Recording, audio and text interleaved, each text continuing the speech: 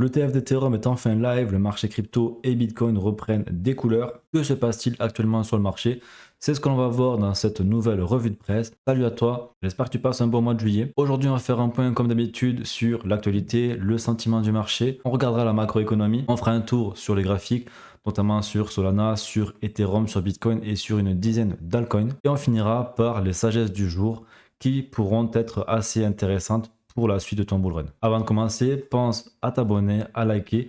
Ça aide beaucoup au développement de la chaîne et je t'en serai énormément reconnaissant. On commence directement avec Elon Musk qui nous partage une petite photo dans laquelle il représente la destruction de valeur du dollar au fil du temps. Donc on peut voir qu'en premier, nous avons ici les pièces en argent directement. Donc là, on a vraiment la matière première qui back la valeur. En second, nous avions des billets de dollars qui étaient donc backés par de l'argent ou par de l'or par la Banque centrale américaine. Ensuite, depuis les accords de Bretton Woods, nous avons ce billet de dollar qui est du coup backé par rien du tout. Et la suite, il dit carrément que c'est comme au Zimbabwe, comme par exemple au Venezuela, en Argentine, c'est de l'hyperinflation. Là, on a un billet de 50 trillions, donc de 50 trillions de dollars, qui ne valent absolument rien, clairement. Donc, nous sommes entre les deux, entre le moment où nous avons une monnaie qui n'est basée sur rien du tout et une monnaie qui ne vaut rien du tout. Donc on rentre dans cette transition et la suite n'est pas belle car en top 5 au final c'est quoi? Ça veut dire clairement c'est la guerre civile, c'est la merde, ça va être compliqué pour les peuples de vivre et donc forcément il va y avoir des problèmes qui vont se mettre en place. On voit qu'on a directement Michael Saylor qui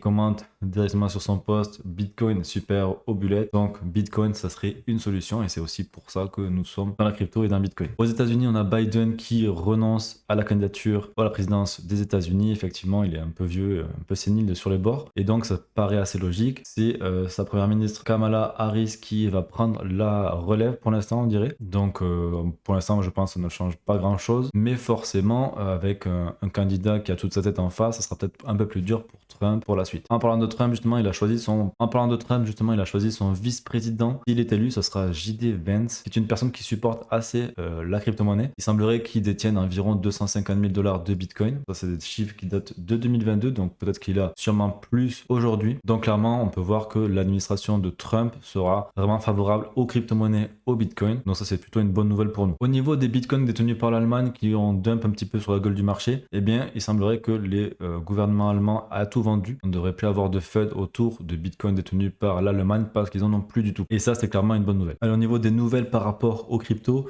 donc l'ETF Ethereum qui a donc bien été accepté, on a eu un volume à peu près d'1 milliard de dollars et environ 100 millions de dollars qui sont rentrés, mais ça on le verra juste après. On a Trump également qui a parlé à la conférence Bitcoin 2024. Il y a des rumeurs également qui disent que Kamala Harris pourrait être aussi speaker lors de cet événement et ça pourrait peut-être faire un débat entre Trump et Kamala, à voir ce qu'il en sera réellement. Potentiellement la semaine prochaine on pourrait avoir une résolution du procès entre XRP et la SEC. Là également ce serait peut-être intéressant pour le marché des cryptos. Si XRP gagne son combat, ça pourrait justement envoyer des green flags autour du marché crypto. Nous avons également l'airdrop de Avail qui est arrivé hier, donc si tu étais éligible, Varadé dans ton portefeuille, tu devrais l'avoir reçu. Et également, la grosse nouvelle, c'est Illuvium qui va lancer le 25 juillet, donc demain, et ça fait plusieurs années que le jeu est en développement. Moi, personnellement, ça fait un moment que je le suis de loin et je suis assez hypé par cette sortie à voir ce qu'il en sera, mais je pense que ça va être une très bonne chose. Ça pourrait catalyser un petit peu tout le narratif du gaming, des NFT autour d'Illuvium. Car si on compare avec 2021, c'est un peu comme quand Axie Infinity a explosé, c'est un petit peu le départ de la hype sur le métavers, sur les NFT. En même temps, il y avait les board ape qui étaient lancés, mais Axie Infinity a vraiment relancé la tendance avec plus de 1 million d'utilisateurs assez rapidement, beaucoup de joueurs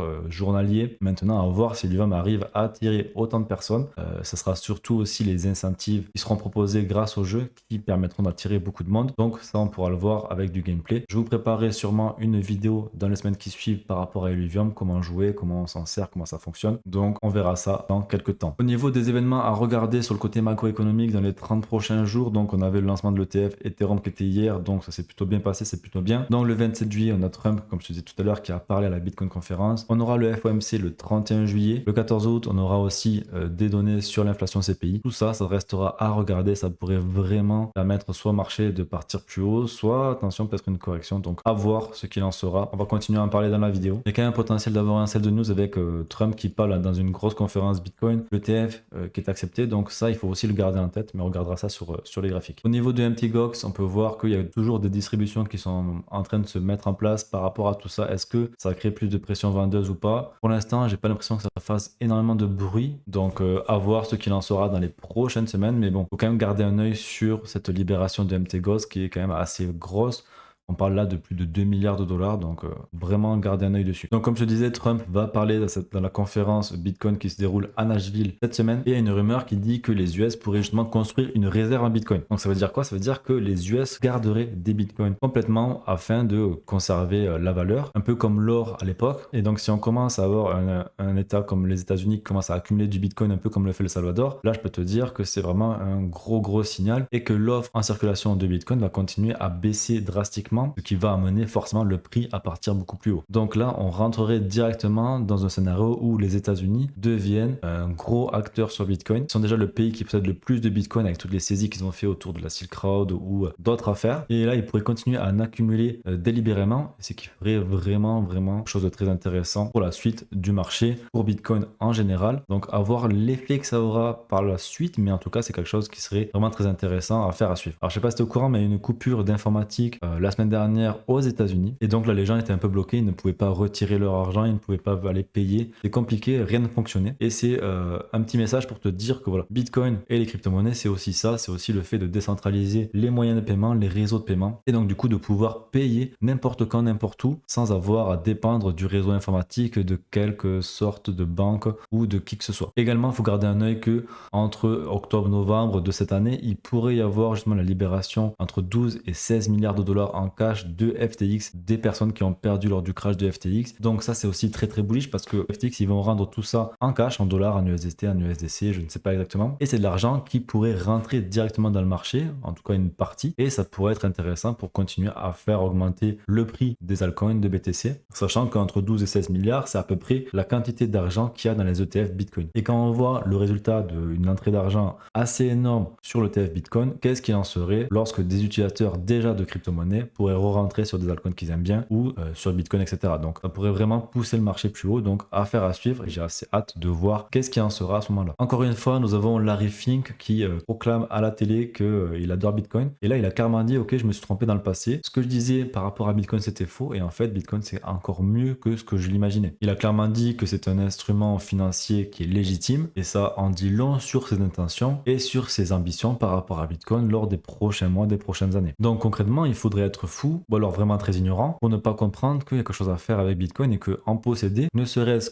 qu'une petite partie sera très bénéfique au fil du temps pour n'importe quelle personne. Au niveau d'ailleurs par rapport à BlackRock, de leur fonds tokenisés sur Ethereum pour les Real World Assets, on peut voir qu'ils ont actuellement 500 millions de market cap et que c'est Ondo Finance qui en possède 44%. Donc on peut voir qu'il y a plutôt une belle progression depuis qu'ils ont sorti leurs fonds ici, et même que les RW en général connaissent une croissance, donc ça c'est plutôt bénéfique pour ce secteur-là. On verra juste après quelques altcoins les concernant, mais c'est quand même plutôt bénéfique pour la suite de ce secteur. Car également on a aussi Goldman Sachs qui ont annoncé lancer 3 projets autour de la tokenisation d'ici la fin de l'année. Donc qu'est-ce qu'il en sera? On n'a pas encore vraiment d'explications concrètes, mais encore une fois, c'est un feu vert, c'est un green flag par rapport au Real World Asset, à la tokenisation et surtout à la crypto et à la blockchain. Allez, au niveau des ETF sur Solana, on a Van Eck et 21 Shares qui ont officiellement déposé un dossier 19P4S concernant cet ETF, donc qui va être discuté autour d'une table à la SEC, et lorsqu'il sera accepté, cela voudra dire que les institutions pourront investir sur Solana via des ETF. Est-ce que c'est une bonne ou une mauvaise nouvelle? Aujourd'hui, c'est trop tôt pour le dire. Il faudra voir quand c'est qu'il sortira. Mais en tout cas, j'ai vu des rumeurs comme quoi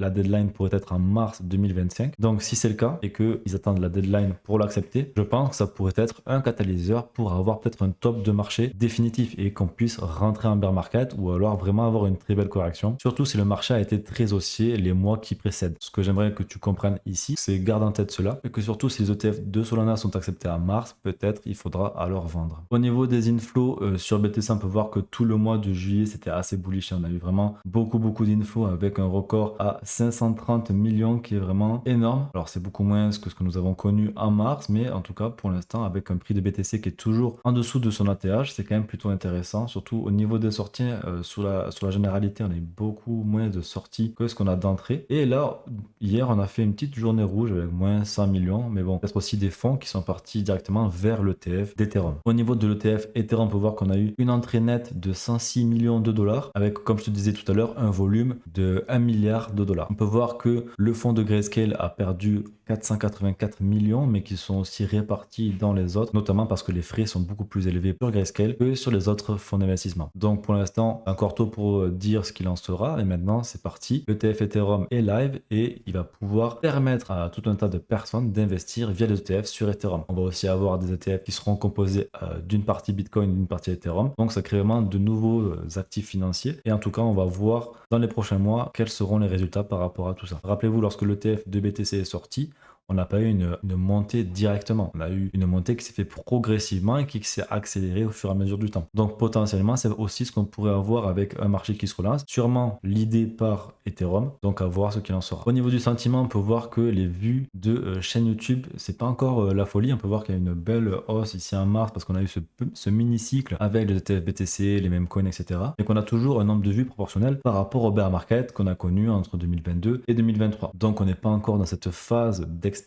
On n'est pas encore dans ce bull run qu'on parle, on rentre dans un marché haussier. Il faut bien sûr faire des plus hauts, comme on faisait des plus hauts ici, redescendre et repartir. Et ça va se faire progressivement pour l'instant. Il n'y a pas encore énormément de nouvelles personnes qui rentrent sur le marché et ça c'est une métrique qui permet vraiment de le voir. On a aussi le ranking de Coinbase sur l'App Store qui nous montre qu'on est encore assez loin. On est proche de rentrer dans le top 100 mais on n'y est pas encore. On peut voir qu'on s'était rapproché ici du top 1 dans ces eaux-là, mais qu'on était bien redescendu et que pour l'instant, tranquillement, on se rapproche du top 1 mais on n'y est pas encore, mais c'est lorsque Coinbase sera top 1 sur l'App Store qu'il faudra peut-être là se poser des questions. Au niveau des recherches Google, on peut voir que on est toujours sur des niveaux assez bas avec 22 pour BTC, 9 pour crypto, 4 pour Ethereum. On se retrouve toujours vraiment sur des niveaux de novembre, octobre-novembre, donc c'était un peu le début avant qu'on reparte de manière haussière. Est-ce que ça va être similaire? Je ne sais pas, mais en tout cas, les gens ne s'intéressent pas énormément aux crypto-monnaies, à Bitcoin, à l'Ethereum, et ça, en général, c'est plutôt positif si on veut avoir une expansion du marché. Au niveau des mêmes coins, du bull run et de l'alt saison, on peut voir ici que ça s'est bien calmé, que Memecoin a bien corrigé, ça se fait toujours, c'est toujours assez intéressant, beaucoup de recherches encore, mais on n'est clairement pas sur des niveaux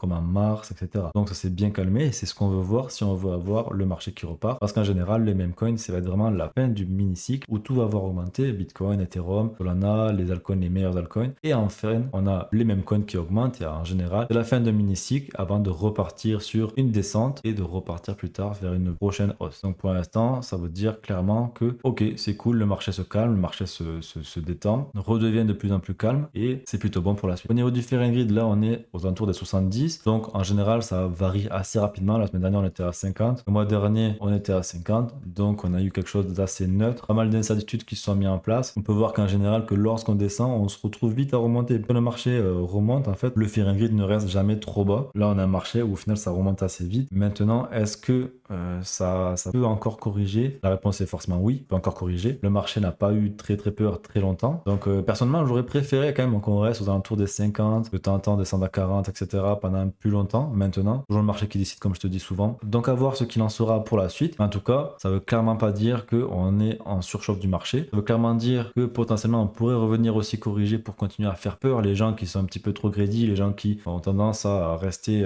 assez sereins pour continuer à implémenter cette peur, cette indécision et le fait de ne pas savoir ce qui va se passer dans leur tête afin de venir les piéger et repartir plus haut. Donc pour l'instant, je pense qu'on peut très bien venir chercher plus haut, comme on peut très bien aussi revenir chercher le bas du range et avoir un sentiment qui se dégrade. Au niveau des liquidités, on peut voir même qu'il y a pas mal de liquidités, en tout cas à court terme, qui s'accumulent au sud. Donc ça pourrait être pas déconnant de venir chercher 64 000, 62 000, comme je te disais, le bas du range, afin justement de venir chercher ces liquidités et pourquoi pas remettre un petit coup de pression, un petit coup de peur au marché, afin de calmer les gens qui sont un petit peu trop greedy. Et ça serait pas non plus déconnant. Maintenant, est-ce que ça va se faire sur le court terme? On pourrait très bien à moyen terme remonter encore un peu, continuer à avoir une mini alt saison grâce à l'ETF, Ethereum, etc. avant de calmer les gens plus tard. Donc tout ça est possible en fait, c'est comme je te dis, c'est le marché qui décide. Nous, ce qu'on essaie de comprendre là, c'est qu'est-ce qui pourrait se se passer, quels sont les scénarios différents, afin de se positionner sur plusieurs scénarios et ne pas se faire surprendre. Car si on dézoome un petit peu plus, on peut voir qu'il y a pas mal de liquidités qui s'accumulent autour des 72 000 $, donc même venir chercher ces liquidités avant de peut-être revenir plus bas, ça serait aussi assez intéressant. Maintenant, on peut très bien revenir, continuer à ranger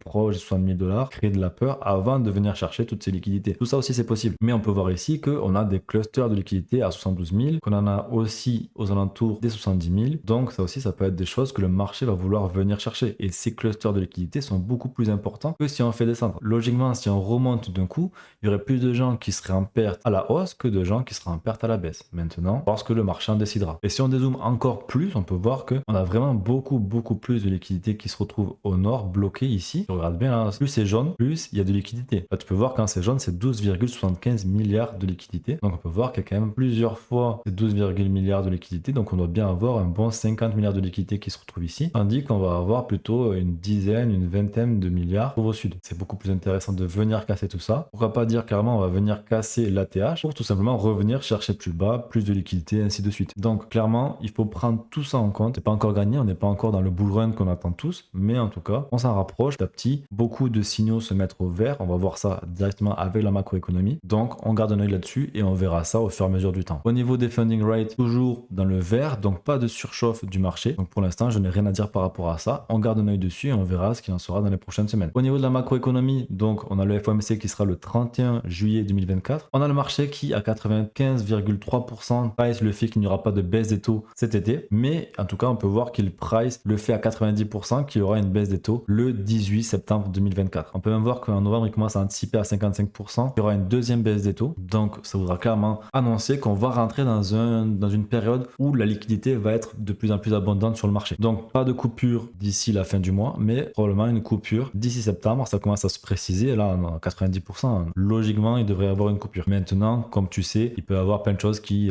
se passent entre temps et beaucoup de choses peuvent changer également. Mais en tout cas, les États-Unis ne sont pas les seuls à baisser les taux d'intérêt. On l'a déjà vu, on a le Canada, on a l'Europe qui ont commencé à baisser les taux d'intérêt, mais on a aussi la Chine, ils ont commencé aussi à baisser les taux d'intérêt. Donc on peut voir que simultanément, en fait, toutes les banques centrales du monde sont en train de baisser les taux d'intérêt et de rajouter de la liquidité en plus dans l'économie, sur les marchés forcément du coup, et que petit à petit on va rentrer dans cette période d'expansion monétaire qui permettra d'avoir des assets à risque, d'avoir des assets en général, de prendre de la valeur. Alors cette semaine, au niveau des nouvelles, on va avoir vendredi, surtout que ça va être intéressant d'avoir l'inflation PCE, on aura des datas par rapport à ça. On aura aussi un point sur le sentiment du consommateur, voir est-ce qu'il peut dépenser, est-ce qu'il est un peu la ceinture serrée, comment se comporte tout ça. On aura aussi les datas par rapport au PIB du Q2 2024, donc du deuxième semestre. Très intéressant à voir, est-ce que le PIB des États-Unis est en croissance, est-ce qu'on est toujours en décroissance. Donc voilà, si un ralentissement économique, clairement ça va pousser la Fed à vouloir baisser les taux d'intérêt en septembre afin de rebooster l'économie et de la relancer par de l'impression monétaire, par le fait d'avoir des crédits qui sont beaucoup plus accessibles, et c'est aussi ça qui permettra à avoir une croissance qui repart. Donc à ces grosses semaines, je te tiendrai au courant bien entendu dès la semaine prochaine, une fois que tout ça sera passé. En juin, nous avons eu une inflation qui a baissé à 3%, en tout cas une inflation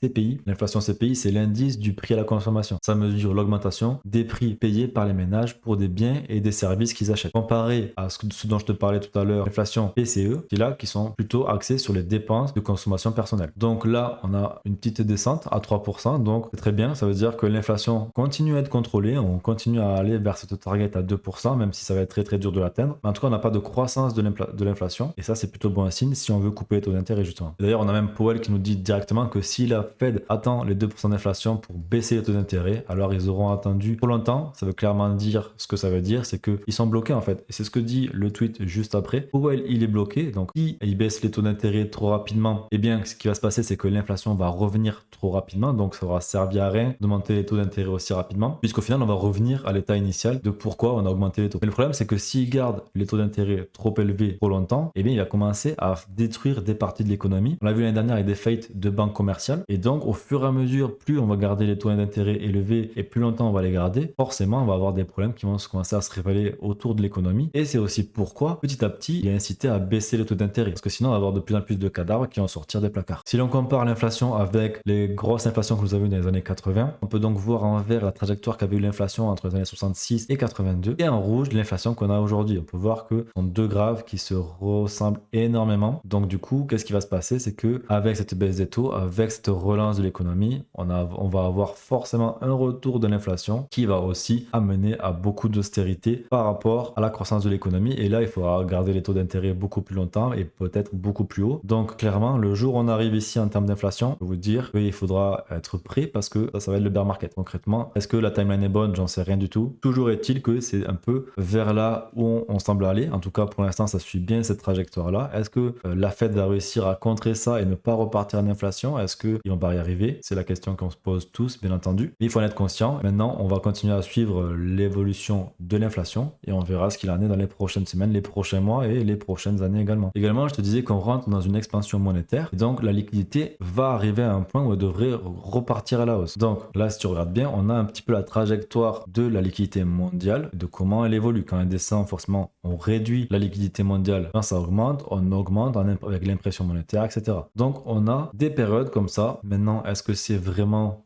bon de se baser là-dessus, de croire ça à 100%? Je ne pense pas, parce que tu peux voir ici qu'en 2010, 2011, 2009, pas vraiment en adéquation avec ce cycle-là. En tout cas, depuis, on a l'air de suivre un cycle d'environ 4 ans entre une expansion et une déflation, etc. quoi. Actuellement, on se retrouve assez bas, donc logiquement, si on se réfère là-dessus, on devrait avoir une expansion monétaire de la liquidité, ce qui mènera forcément à avoir une expansion, une croissance des actifs à risque. Pour regarder directement le SP500, on peut voir qu'il est vraiment corrélé à la liquidité mondiale. Regarde 2010, liquidité augmente, le SP500 il augmente, liquidité qui descend, SP500 qui redescend, et vice versa. Donc là, là, ça se voit pas énormément, mais au fur et à mesure du temps, tu peux voir qu'il y aura de liquidité qui descend, SP500 qui descend, liquidité qui augmente, exactement pareil, ça augmente. La grosse impression monétaire en 2020 avec le Covid, ça remonte, et hop là, ça repart également. On augmente les taux d'intérêt énormément, ça redescend. Pareil, la liquidité mondiale redescend. Donc concrètement, les actifs sont toujours reliés avec la liquidité. Maintenant, on est proche de zéro en termes d'expansion sur la liquidité mondiale. Donc maintenant, est-ce qu'on pourrait pas avoir une relance? Ça serait plutôt intéressant à avoir ça en place. Et si on compare avec le gold, ben, c'est aussi visible, hein. On voit aussi clairement les expansions monétaires qui amènent à une croissance du prix de l'or, et que lorsque la croissance monétaire se calme ou diminue, clairement on voit que le prix ben, il baisse également. Donc on est vraiment basé là-dessus, et c'est pareil pour Bitcoin. Là ça se voit encore plus parce que forcément Bitcoin c'est un actif qui est très peu liquide comparé à l'or, comparé au SP500 où là il y a des milliards et des milliers de milliards de dollars qui sont à l'intérieur. Bitcoin c'est environ 1500 milliards de dollars de market cap, donc lorsqu'on injecte pas mal de milliards, c'est assez simple de le bouger, surtout que c'est un actif qui est très limité, il n'y en a que 21 millions, donc c'est vraiment peu, hein, clairement. Comparé à l'or, 21 millions de Bitcoin, il n'y a pas 21 millions de lingots d'or, il y en a tellement beaucoup plus. Donc clairement, lorsque la liquidité va repartir, je pense qu'on va voir également une grosse expansion de Bitcoin. Maintenant, en termes de pourcentage de croissance, forcément, plus le market cap va augmenter et plus les croissances vont être beaucoup plus basses. Donc on pourrait très bien revenir avec une croissance beaucoup plus basse. C'est ce qui va se passer. On peut voir que depuis ici, les liquidités mondiales augmentent et que Bitcoin reprend aussi du souffle. À voir ce qu'il en sera en termes de liquidité. Est-ce qu'on va repartir sur une grosse impression monétaire comme on a connu en 2020, 2021? Ça va être plus comme 2018. Quoi qu'il en soit, lorsque cela va se passer, c'est à ce moment-là où on aura notre bull run qu'on attend tous. Également, un indicateur assez intéressant par rapport au fait qu'on va rentrer en récession ou pas. C'est la différence entre les bons du trésor à 10 ans et à 2 ans. Donc on appelle ça le yield curve. Et en général, lorsqu'il revient au-dessus de zéro, là il est inversé, eh bien ça amène à une récession. Donc on peut voir clairement ici que ça fait un moment que nous sommes en dessous de zéro. On n'est pas encore revenu chercher au-dessus de zéro. C'est quelque chose que je surveille assez fortement, mais que lorsqu'on revient au-dessus de zéro, une récession se produit. Là on peut voir qu'on a été passé en dessous rapidement avant de revenir lors du Covid. Hop, récession. 2009-2010, on était resté dessous assez longtemps. Hop, récession. Pareil, la bulle des dot-com, récession, ainsi de suite. Les années 90, années 80, 70, à chaque fois que c'est revenu en positif, on a eu une récession. Maintenant, on n'y est pas encore. Je peux te le montrer sur le graphique juste après. Hop, ici, on peut voir clairement qu'on est toujours en dessous de zéro, mais là, on a une belle croissance qui se fait. Maintenant, moi, ce que je veux voir, c'est ce que j'ai tracé ici sur le graphique. Si on vient casser, on refait un petit pullback dessus et après on repart. Si cela se produit et qu'on vient pas juste casser et réintégrer dessous, je pense qu'on arrivera dans une récession. Maintenant, il faut aussi prendre en compte qu'on aura besoin de d'autres indicateurs et que ces autres indicateurs, il faudra aussi les voir au moment. Donc, si jamais ça t'intéresse de regarder tout ça, tu peux directement aller suivre The Kobayashi Letter. Ils en parlent assez régulièrement et tu peux aussi te former par toi-même. Si jamais tu as des questions, mets-les en commentaire, j'y répondrai avec plaisir. Allez, on passe maintenant sur les graphiques avec... On peut voir du coup un BTC qui est toujours dans son biseau descendant. On appelle ça un drapeau. Donc on tape, on revient chercher le plus bas. On retape en haut, on remet en bas. Donc là on suit vraiment ces courbes de tendance. On s'appuie aussi sur un support assez important qui est donc le support des 50 000 $. On peut voir qu'on était venu le toucher plusieurs fois Ici, là, on a essayé de le casser, on n'a pas réussi, on était venu réintégrer dessous. Ensuite, on avait réessayé de le casser, on avait réussi, on était revenu le tester, on a retesté un petit peu dessous avant de vraiment réussir à rester au-dessus. Mais ensuite, on avait vraiment venu rechercher, vraiment osciller là-dedans avant de voir ce petit bear market dans le bull run et de repartir. On va voir, c'était vraiment une zone qui a vraiment repoussé à chaque fois. Hop, repoussé une fois. Mais quand on revient tester, ben, on revient tester.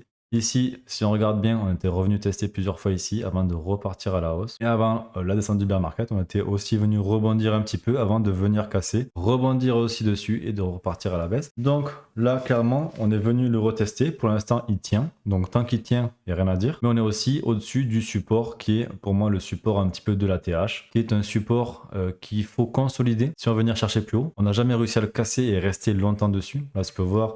2021, on a réussi à le casser, on est venu retester, on a été rejeté, mais on n'a pas réussi à le tenir, on est reparti direct en dessous.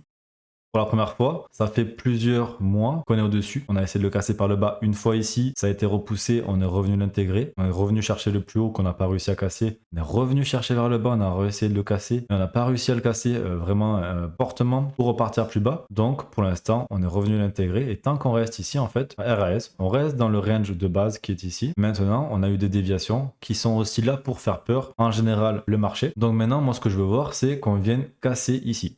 On va vraiment venir casser cette tendance ici.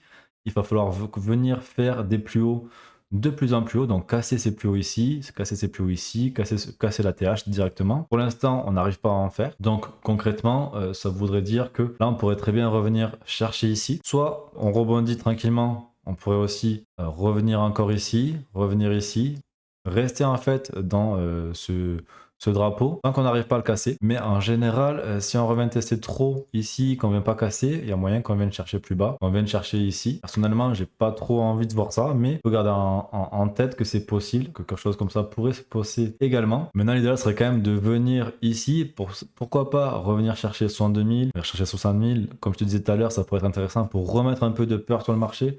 On pourrait même se rapprocher plus ici, tu vois, des 58 000, clairement, c'est tout à fait possible de faire peur aux gens et de rebondir et là de réussir à le casser vers le haut. On revient tester par ici et après là on va chercher de plus en plus haut. Donc là tu vois ici on casse le plus haut qu'il y a ici avec celui-là.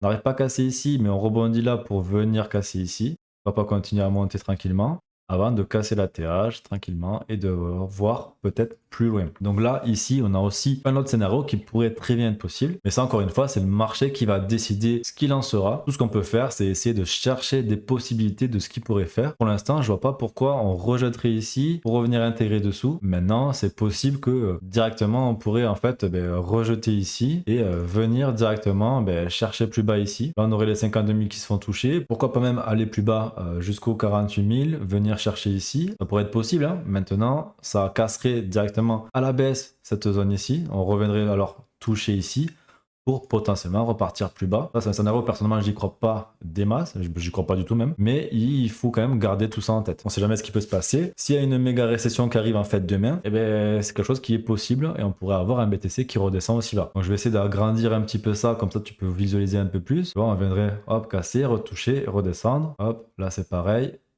Ici, on viendrait du coup, hop, toucher, redescendre. Pour l'instant, on ne peut pas vraiment savoir combien de temps ça va durer dans ce drapeau ici en fait.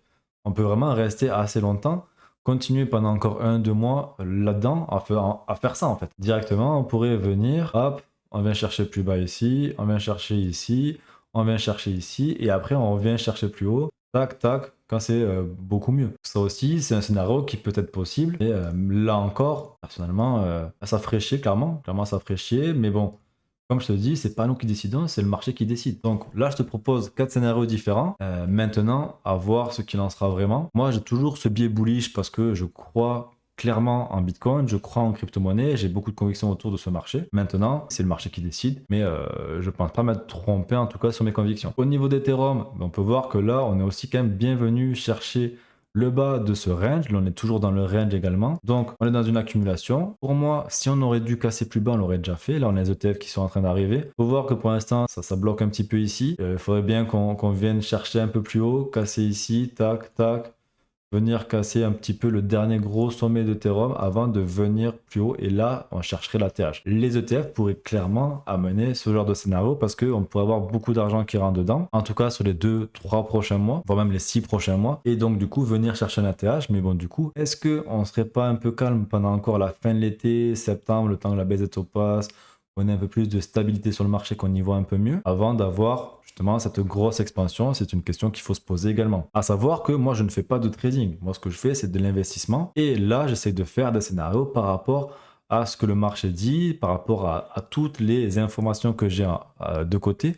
Mais je ne fais pas d'analyse graphique pour faire du trading ou pour vraiment prendre des trades. Moi, je fais de l'investissement sur du long terme, des actifs dans lesquels j'ai des convictions, soit des altcoins, que ce soit des crypto-monnaies avec plus faible capitalisation, que ce soit Bitcoin ou Ethereum. Quoi qu'il en soit, là, de ce que je vois, pour moi, il n'y a rien de bearish en tout cas. Maintenant, il va falloir venir casser ce sommet ici et venir chercher plus haut. Bien entendu, si BTC part sur un scénario totalement en bear market, il faut s'attendre que Ethereum parte également à la cave. Au niveau de Solana, on peut voir que là, on a une belle accumulation tout au long du bear market et de 2023.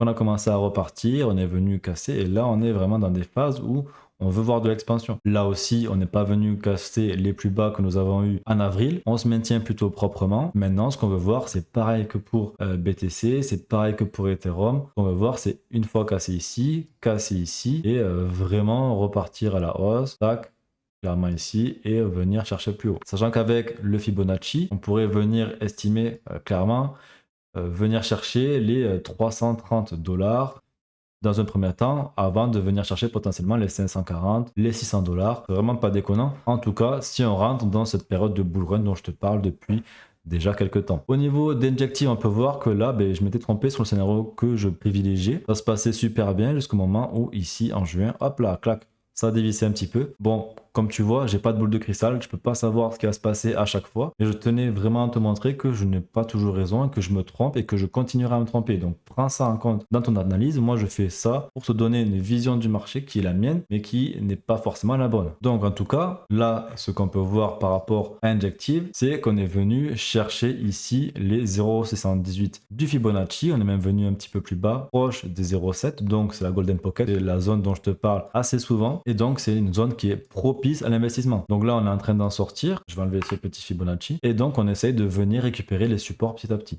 Donc voilà, ce qu'on veut voir, c'est venir récupérer tout ça. Mais il y a de fortes chances que si le marché, dans tous les cas, repart, forcément, Injective, qui était un bon catalyseur, il devrait repartir également à la hausse. On pourrait très bien voir, hop, ici, si on part du principe que le marché va augmenter à partir d'aujourd'hui, hop, on revient tester, pourquoi pas, tac, on revient casser, on revient tester, hop, et venir chercher plus haut un ATH, peut-être revenir le tester quelques temps, pas déconnant non plus, avant de venir chercher plus haut. Donc, je ne dis pas qu'il va se passer ce genre de choses directement sur Injective, mais c'est clairement le genre d'actifs qui est assez intéressant de manière fondamentale et qui sont aussi assez bien placés en termes de prix, même si on n'est plus dans la Golden Pocket qui était du coup entre les 16,50$ et les 20,90$. Mais en tout cas, c'est un bon potentiel. On peut voir que dans le passé, il a fait une belle progression, donc il y a de l'attrait là-dessus. À voir maintenant si ça rentre dans ton portefeuille, si tu as envie de t'exposer dessus. Ça, il n'y a que toi qui peux y répondre. Au niveau de Link, pareil, là, on a un actif qui est très capitalisé, qui est aux alentours des plus de 10 milliards de market cap, il me semble, mais qui a une belle narrative. C'est le plus gros Oracle. On peut voir qu'il y a une très très grosse accumulation ici en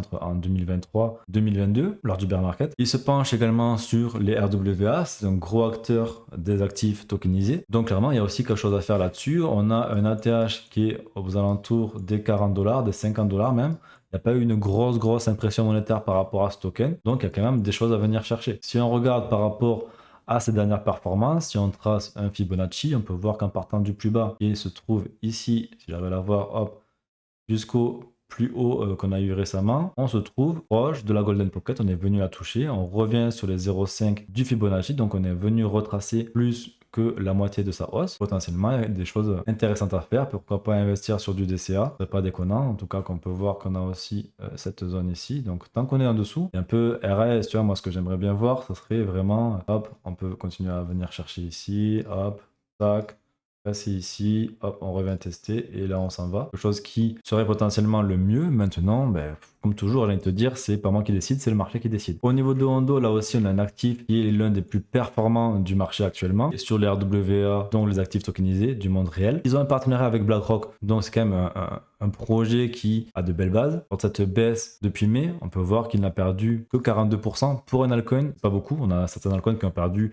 70, 80, 90, certains qui sont morts. Lui a été assez solide. On peut voir que là, il se rappuie sur ce support actuellement. Il n'a pas réussi à venir casser plus bas. Les revenus testés par ici. Moi, personnellement, je trouve que c'est un très bel actif et qu'il pourrait avoir de belles choses par la suite. Pourquoi pas continuer tout ça. On est toujours aussi dans cette tendance baissière ici. Mais on pourrait très bien venir la casser. Hop. Et repartir plus haut. Donc Hondo, en termes de fondamental, c'est très bien. En termes de technique, on peut voir qu'il est aussi proche de ces 0,38. Il n'est pas venu retracer énormément. On n'a pas eu la chance de venir dans ces zones-là. Ces zones-là, pour Hondo, à mon avis, ça aurait été vraiment une très belle chose de pouvoir l'acheter ici. Maintenant, c'est toujours un actif solide. À toi de voir. J'ai envie d'investir dessus. Il y a 1 milliard de capitalisation environ, il me semble. Donc c'est encore faible.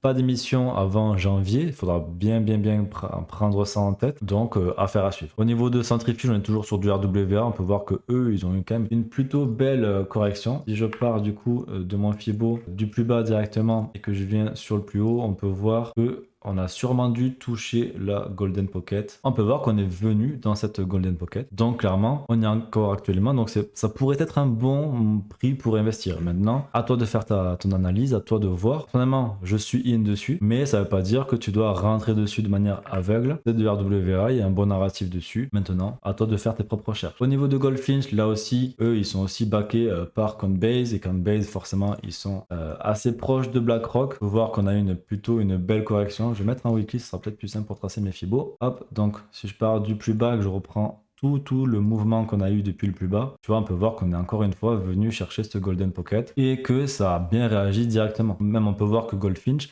a plutôt bien réagi avec une belle petite bougie haussière ici. Là, on revient peut-être retester les 0,618. C'est toujours un moment assez intéressant pour investir sur Goldfinch si ça rentre dans ton stratégie. Donc voilà, affaire à suivre. Mais en tout cas, j'aime pas mal ce projet. Au niveau de Tao, c'est pareil. On est venu même plus bas. On a bien retracé sur Tao, mais on a aussi bien remonté. Là, c'était vraiment un peu le dernier espoir, les 0,786. Et on est revenu au-dessus de la Golden Pocket. On est revenu tester à l'intérieur. Pour l'instant, si on clôture au-dessus, ça pourrait faire office de pullback avant de potentiellement venir chercher plus haut. Donc Tao, c'est aussi le leader de l'IA. Donc, si ça rentre dans tes envies d'investissement, je te conseille de le regarder. On a aussi Spec qui lui a eu aussi une belle correction. C'est un nouveau token qui est sorti il n'y a pas si longtemps que ça. Si je mets un daily, hop, on peut même voir que en prenant le plus bas ici avec le plus haut, est-ce que le plus haut est ici? Oui, ok, c'est à peu près ça. On est revenu chercher la Golden Pocket, on est même venu chercher un petit peu plus bas, pareil que Tao en fait, et que là on est revenu au-dessus et que c'est quand même un token qui est assez fort en ces temps où au final c'est assez morose sur la plupart des altcoins. Celui-là a très bien reparti. Faut savoir aussi que pendant environ 10 mois, 11 mois, on n'aura pas d'émission de tokens. Donc, s'il y a de la hype qui rentre sur ce token, ça pourrait être intéressant d'en profiter. Nozana également, qui lui est bien aussi revenu chercher la Golden Pocket. Il s'y trouve actuellement. Là, on est sur du DePIN, donc avec de l'IA également. Un secteur assez intéressant, notamment par rapport au GPU. On a besoin de beaucoup de puissance de calcul via les GPU pour entraîner l'IA, pour développer tout cet écosystème de l'IA. Donc, Nozana pourrait être l'un de ces candidats. Encore un jeune projet, donc il faudra bien faire ta recherche fondamentale. Ils sont sur l'écosystème Solana en plus, donc ça fait vraiment deux narratifs plutôt intéressants pour ce projet. On est dans la Golden Pocket, donc maintenant on attend une relance. Si le marché crypto reprend, ben forcément, en général, les bons altcoins suivent et là on pourrait avoir potentiellement une croissance. On a Flux aussi qui se positionne également dans tout ce qui est GPU, dans tout ce qui est computing et donc dans tout ce qui est DePIN et IA. Il y a également pas mal ramassé. Alors je vais retracer le Fibo, je vais enlever ça, ça sert un peu à rien actuellement. Hop, on va le reprendre. Je vais le tracer directement ici. Donc hop, on part d'ici. On vient ici et donc là on peut voir qu'on est bien venu chercher beaucoup plus bas que la Golden Pocket. On a failli venir casser plus bas, mais on a une belle reprise. On revient potentiellement dans la Golden Pocket. On a des prix assez intéressants sur Flux. Donc concrètement, c'est un projet qui t'intéresse, un projet qui est assez solide, qui a de l'historique, qui est très utile pour le marché, qui possède aussi pas mal de GPU. Donc à surveiller par rapport à tout ça. Et pour finir, on a Illuvium. Alors Illuvium, si tu vois bien, il est à plat, il est toujours dans son bear market. Il n'a pas réussi à vraiment bien performer. Il a performé un petit peu peu, mais on est toujours dans une période d'accumulation. Sachant que nous avons le jeu qui sort demain, est-ce que avec une bonne sortie de jeu, une bonne hype, est-ce qu'on pourrait pas avoir une petite hausse d'Illivium? Alors il faut quand même compter qu'il y a eu beaucoup d'inflation, hein. C'est pour ça que le token ne s'est pas aussi bien relevé que ce qu'on pourrait espérer. Maintenant, à calculer, est-ce que on pourrait monter sur une bonne capitalisation? Ça, je te laisse le regarder. Est-ce que c'est possible aussi? Est-ce que c'est possible de spéculer dessus? Et quelle sera l'utilité? Je te laisse regarder également ça. Maintenant, si le projet prend de la hype, et ça fait un peu comme Axie, on pourrait avoir vraiment une grosse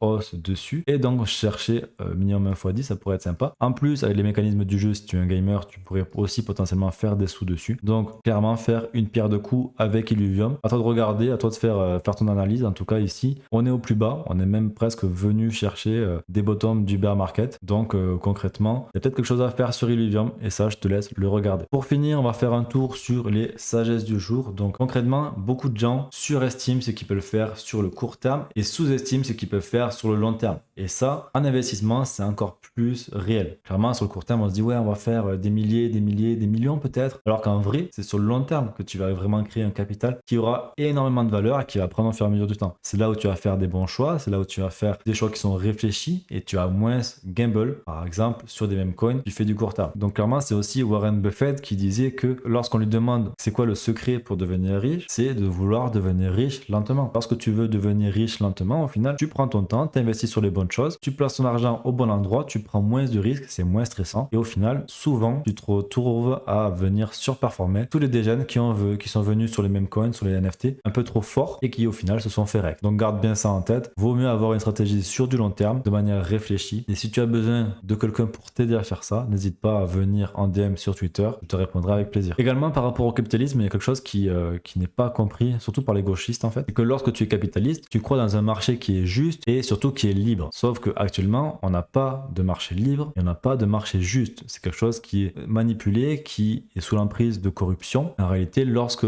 on ne laisse pas ça, eh bien, on se retrouve avec des conditions actuelles où au final, on a beaucoup de pauvreté, la pauvreté qui se répand également. On a beaucoup de subventions de l'État avec des États du coup qui se mettent à faire faillite, à financer tout et n'importe quoi. Alors qu'en général, lorsqu'on laisse le marché décider de ce qu'il en est par lui-même, eh bien, ce qui n'est pas rentable finira par disparaître, ce qui n'intéresse pas les gens finira par disparaître, et ce qui est positif pour l'environnement, ce qui est positif pour l'humanité en elle-même, j'ai envie de te dire, eh bien, ça va continuer à se développer du moment où c'est rentable, où ça a vraiment une utilité. Ça sert à rien de vouloir faire des choses qui ne servent à rien, tout simplement, parce que justement, ça fait bonne conscience. Et c'est ce qui se passe aujourd'hui avec beaucoup de pays qui subventionnent beaucoup de choses et qui aujourd'hui se retrouvent en faillite. Je ne ciblerai pas l'État français, mais clairement, je cible l'État français. Et également, le fait de rentrer sur un marché libre, ça permettrait de vraiment redistribuer les richesses parce que beaucoup de gens se gavent grâce à la corruption. La plupart des gens qui sont très riches perdraient tout leur argent si on avait vraiment un marché libre. Donc voilà, il faut venir militer par rapport à ça. Et moi, l'une des solutions que j'ai trouvées pour militer par rapport à ça, c'est pas la politique, parce que je considère que la politique, ça n'a pas vraiment de sens, que c'est un jeu de théâtre truqué. Et bien c'est Bitcoin. Bitcoin, c'est un outil politique et ça sert justement à redistribuer le pouvoir, à reprendre le pouvoir sur son argent. Donc voilà, c'est le petit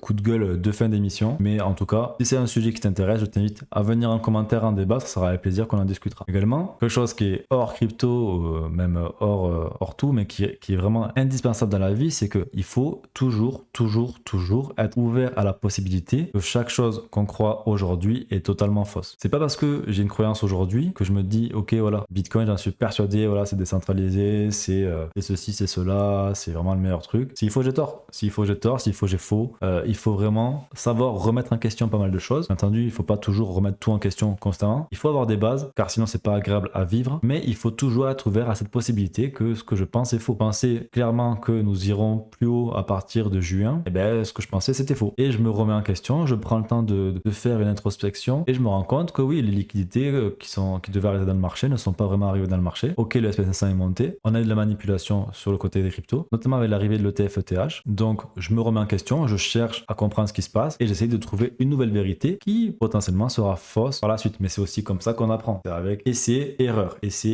et à force de faire de l'essai de l'erreur, on continue à s'améliorer. Donc voilà, la revue de presse est terminée pour aujourd'hui. Je te remercie d'être resté jusqu'à la fin. Je sais que ça a pris un peu plus de temps que d'habitude, mais en tout cas, ça m'a fait plaisir de te faire cette émission. J'espère que tu as pris autant de plaisir. N'hésite pas à mettre un commentaire pour me dire ce que tu en penses. Toute critique constructive sera vraiment appréciée afin que je puisse m'améliorer et que je puisse améliorer mon concept et mon émission au fur et à mesure du temps. Pense également à t'abonner, à liker liker. C'était Kaneki. Je te dis à bientôt. Ciao.